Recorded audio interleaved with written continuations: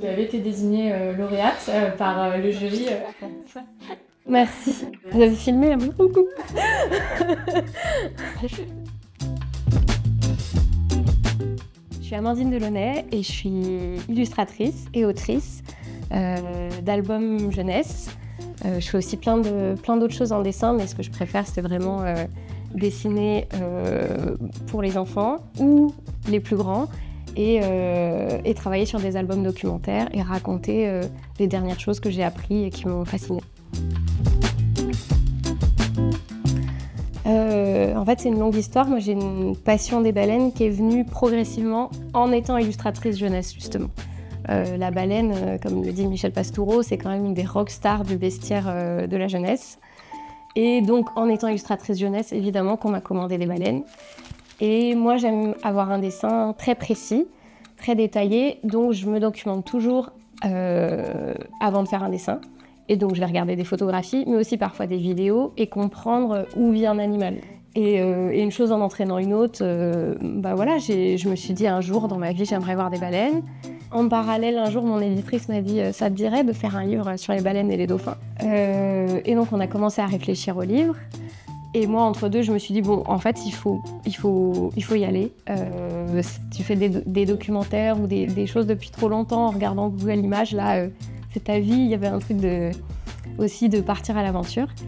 Et je voulais pas partir au bout du monde, faire 12 heures d'avion pour payer un bateau et les voir 4 heures, enfin ça n'avait pas de sens. Et donc j'ai réussi à trouver une association en Écosse qui s'appelle le Hebridean Whale and Dolphin Trust, qui s'occupe de la protection de la faune marine. Et je suis partie sur le Silurian, qui est leur bateau de recherche. Et donc là j'ai appris à la jumelle, accrocher au mât parce que ça bougeait, à surveiller, à apprendre à voir les oiseaux, parce que les oiseaux marins se nourrissent souvent des mêmes poissons que les mammifères marins. Donc souvent, certains oiseaux signalaient la présence des dauphins ou des phoques. Et tout ça, ça m'a donné des indications très fortes pour le livre, où moi, j'étais en train de me dire « waouh, le système digestif, le cœur, enfin comment ça fonctionne ?» Et en fait, ce qui m'a fascinée en partant avec les scientifiques, c'était de me dire que c'était pas ça qui était le plus intéressant et qu'on connaissait le mieux, c'était plus la façon dont ils vivaient, la façon dont on pouvait les observer. Et donc, il y a toute une partie justement sur les nageoires et sur ce que c'est que voir un cétacé en mer, en fait.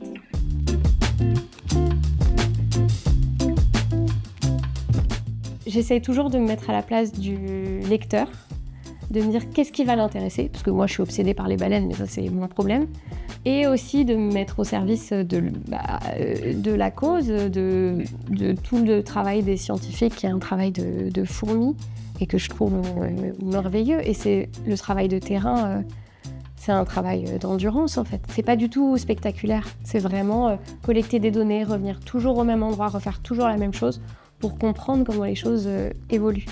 Et je voulais aussi faire honneur aux gens qui ont consacré leur vie à ces métiers-là. Vraiment, le but de ce livre, c'était...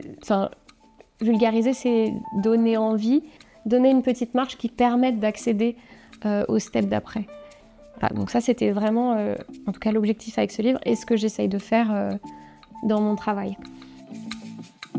Alors déjà, apprendre à dessiner une baleine correctement, parce qu'on pense que la baleine crache de l'eau. C'est normal, hein. Moi aussi je pensais que la baleine crachait de l'eau. Non, en fait elle crache de l'air.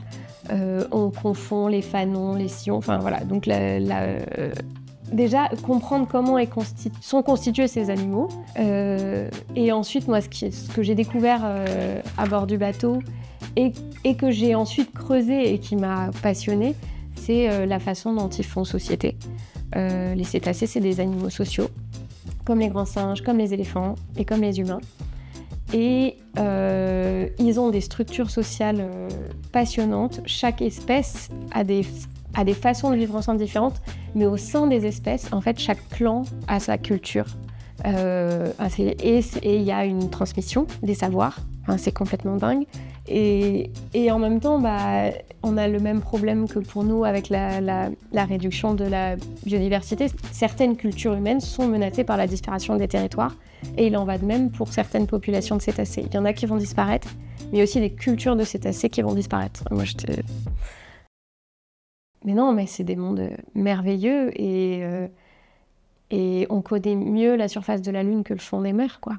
Donc il y a tout à découvrir et ça c'est merveilleux, en fait ça donne de l'air et de me dire que moi qui n'y connais rien, je peux aussi participer grâce à la science citoyenne et contribuer, ça je trouve ça magnifique, ça donne beaucoup de sens.